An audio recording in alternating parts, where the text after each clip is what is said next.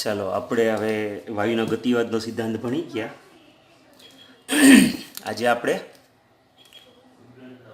વાયુ છે એની ગતિજ ઉર્જા અને આણ્વીય ઝડપ વચ્ચેનો સંબંધની ચર્ચા કરવાની છે. તો આપણને ખબર છે કે જ્યારે આ પાત્રની અંદર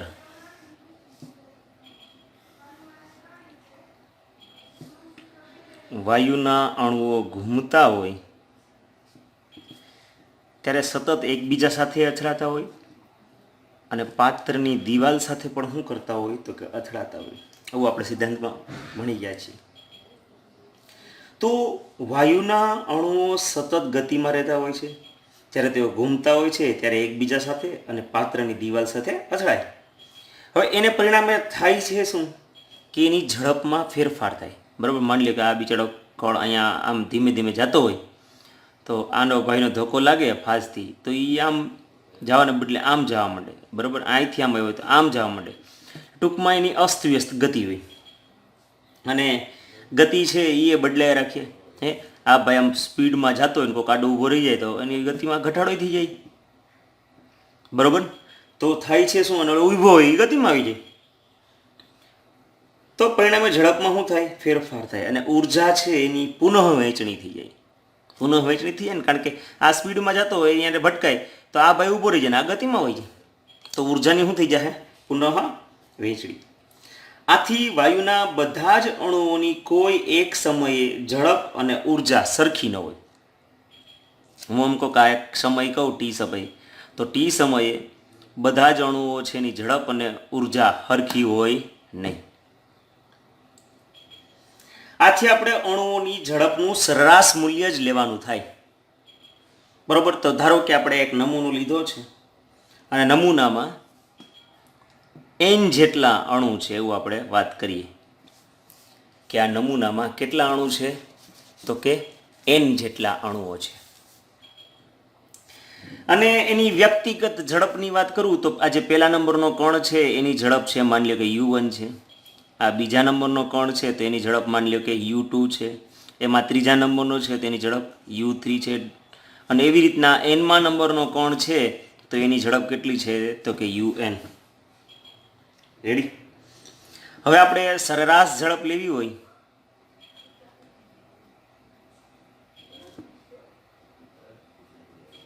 તો શું કરીએ છીએ, બધી ઝડપનો આપણે સરવાળો કરીએ અને સંખ્યા વડે એને ભાંગી નાખીએ. આવી રીતના આપણને શું મળે છે તો કે સરેરાશ ઝડપ. તો મેક્સવેલ અને બોલ્ટઝમન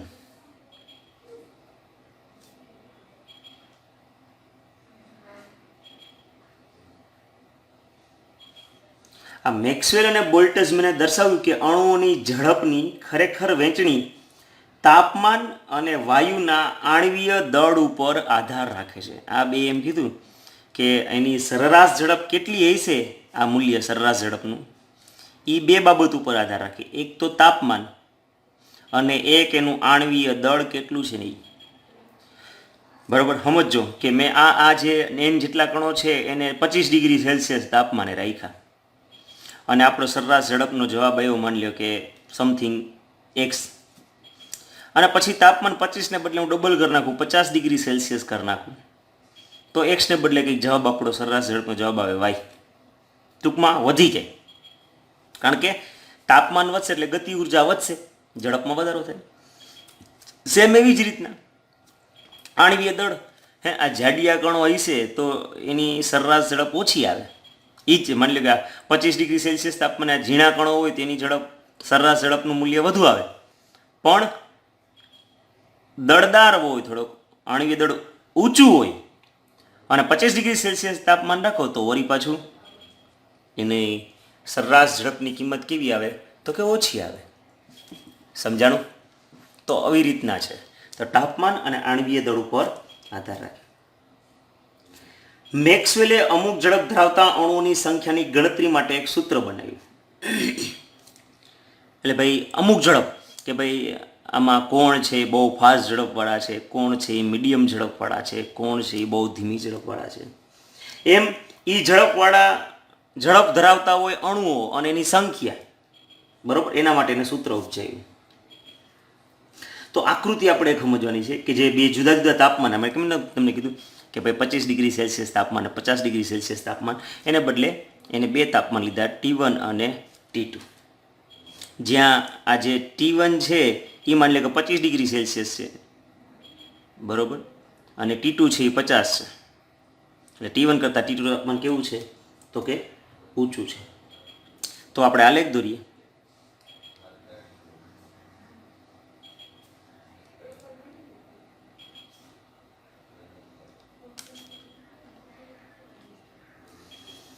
તો બે જુદા જુદા T1 અને T2 તાપમાન, જ્યાં T1 કરતાં T2 તાપમાન ઊંચું છે, અણુઓની ઝડપ આપણે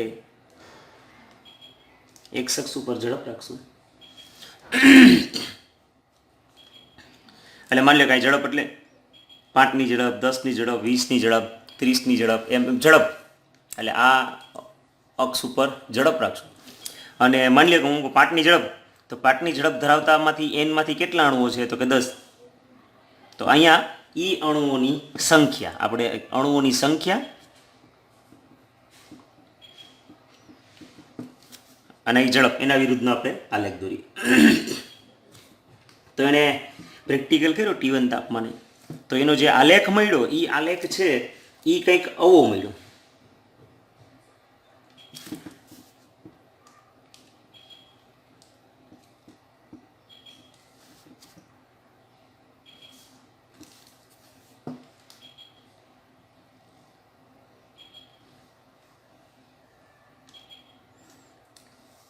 આ જે આલેખ મળ્યો છે એ T1 તાપમાનવાળો છે, બરોબર.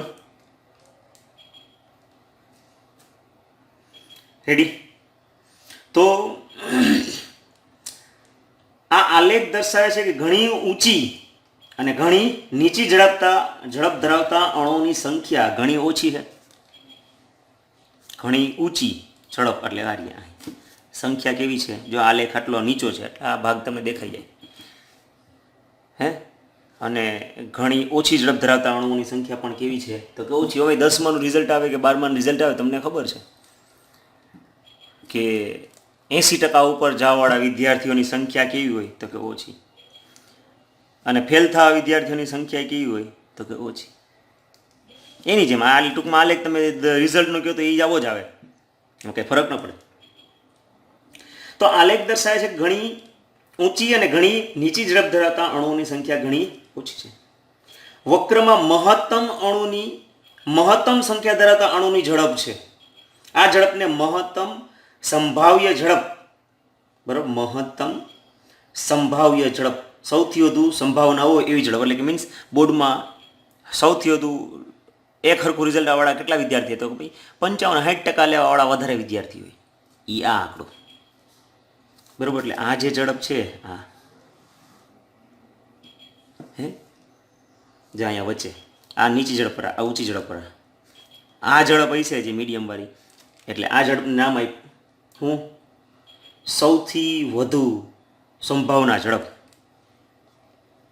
UMP ઝડપ, અને મેક્સિમમ પ્રોબેબિલિટી એટલે MP શબ્દ રાખ્યો. તો સૌથી વધુ સંભાવના ધરાવતા, સૌથી વધુ સંભાવ્ય ઝડપ.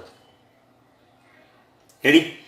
તે અણુઓની સરેરાશ ઝડપની ઘણી નજીક હોય છે. અને આનો સરેરાશ કાઢો ને, સરેરાશ ઝડપ હશે ને જે આખા ઓલાની, તો એ કેવી છે એનાથી થોડીક ઓછી, પણ અહીં તમે જોઈ શકો છો આ UAV, આ બીજો લીટો કર્યો એ છે નીચે છે, બરાબર. તો આ જે સૌથી વધુ સંભાવના ધરાવતા ઝડપ, અને માની લો કે આપણે વાત કરીએ કે ભાઈ મેક્સિમમ રિઝલ્ટ છે સૌથી વધુ, મીન્સ 55 ને 60ની વચ્ચે આવવાવાળા કેટલા વિદ્યાર્થીઓ સૌથી વધારે સંભાવના હોય, અને બોર્ડનું રિઝલ્ટ એ 60ની આસપાસનું જોઈએ એની જેમ, સમજાણો ને. એટલે આ બેને એવી રીતના સમજશે, મેં ઉદાહરણ આપ્યું ને દ્વારા. તાપમાન વધારતા સૌથી વધુ સંભાવ્ય ઝડપમાં વધારો થાય છે. હવે હું કહું બોર્ડનું રિઝલ્ટ ક્યારેક 60 ને બદલે 70% આવે તો સરેરાશ ઝડપમાં પણ શું થઈ જાય તો કે વધારો થઈ જાય. હવે આપણે T2 તાપમાને આલેખ દોરીએ. આ T1 તાપમાન હતું એને બદલે હું T2 તાપમાને દોરીશ ને તો જોજો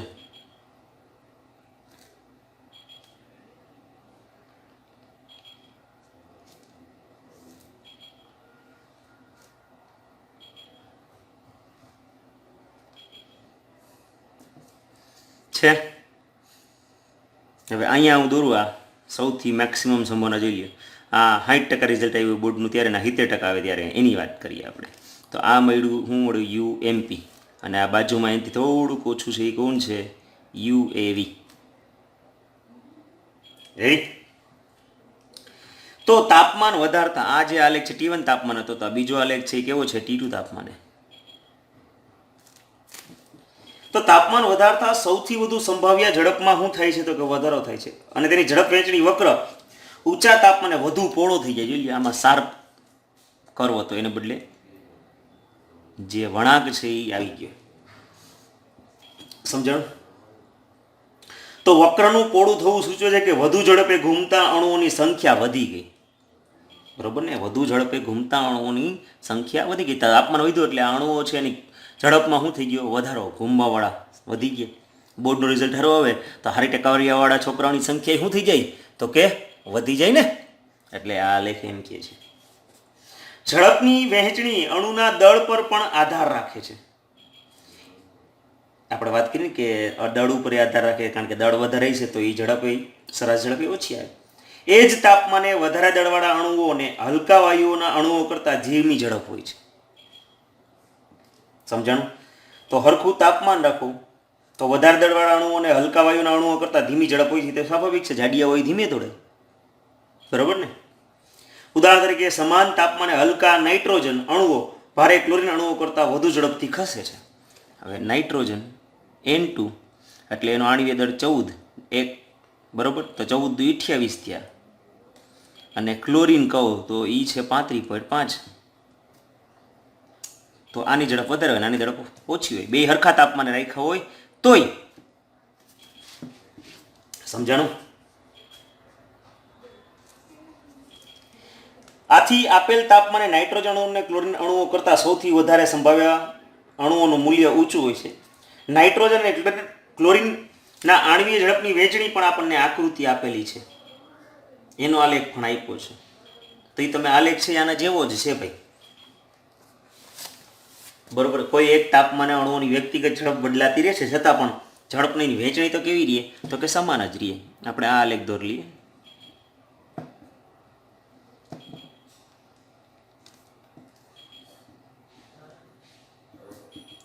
અહીંયા આડવીએ ઝડપ રાખીએ અને આ બાજુ આપણે એ અણુઓની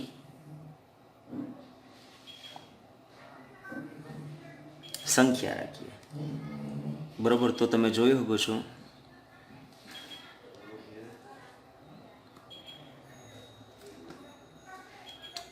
સેમ ઓલો જ આલેખ છે, પણ થોડોક રેડી. આ જે આલેખ છે એ કેનો છે? ક્લોરીન માટેનો છે, અને આ નાઇટ્રોજન માટેનો છે. રેડી? તો આપણે જાણીએ છીએ કે કણની ગતિ ઉર્જાનું સમીકરણ છે. આપણે કણની ગતિ ઉર્જાનું સમીકરણ છે કે કણની ગતિ ઉર્જા 1/2 mv². એટલે આપણા માટે વેગને બદલે u લખીએ એટલે 1/2 mu². આ સૂત્ર છે ગતિ ઉર્જાનું. બરોબર ને? ગતિજ ઉર્જા બરાબર 1/2 mu². આથી આપણે સરેરાશ સ્થાનાંતરીય ગતિ ઉર્જા 1/2 mu² જાણવા વાયુના કણ માટે સીધી લીટીમાં ગતિ કરવા માટે આપણે બધા જ અણુઓની ઝડપની શું કરીએ છીએ? સરેરાશ વર્ગમૂલ્ય મેળવી. સરેરાશ વર્ગમૂલ્ય, આ સરેરાશ વર્ગ કરો જે જવાબ આવ્યો, અને સરેરાશ, આ સરેરાશ અને પછી એનો વર્ગમૂલ્ય, એટલે વર્ગ કરીને પછી સરેરાશ કાઢવાનો. એટલે શું થાય કે u1² વત્તા u2² વત્તા ... એવી રીતના un² એટલે પેલા વર્ગ કરો અને પછી એનું સરેરાશ કાઢો, એટલે સરેરાશ વર્ગમૂલ્ય કહેવાય. તો સરેરાશ વર્ગ ઝડપ વાયુ અણુઓની સરેરાશ ગતિ ઉર્જાનું સીધું જ માપ આપે છે, કારણ કે આપણા સૂત્રમાં જ u² છે ને, તો પછી આપણને સરેરાશ સીધું માપ મૂલ્ય આપી દે. રેડી? તો સરેરાશ વર્ગ ઝડપનું વર્ગમૂળ મૂલ્ય તો આપણને મળતું ઝડપનું મૂલ્ય એ મહત્તમ સંભાવ્ય ઝડપ અને સરેરાશ ઝડપના મૂલ્ય અલગ હોય છે. આ ઝડપને સરેરાશ વર્ગિત ઝડપનું વર્ગમૂળ કહેવામાં આવે છે. તો એ આપણે કહેવામાં આવે છે URM √min². શું શબ્દો એને વચ્ચે? RMS ફિઝિક્સમાં કદાચ આવ્યું હતું ગયું. શું કહેવાય આને? સરેરાશ વર્ગિત ઝડપનું વર્ગમૂળ. હવે આનું વર્ગમૂળ કાઢવાનું તો URMS એટલે શું થઈ જાય?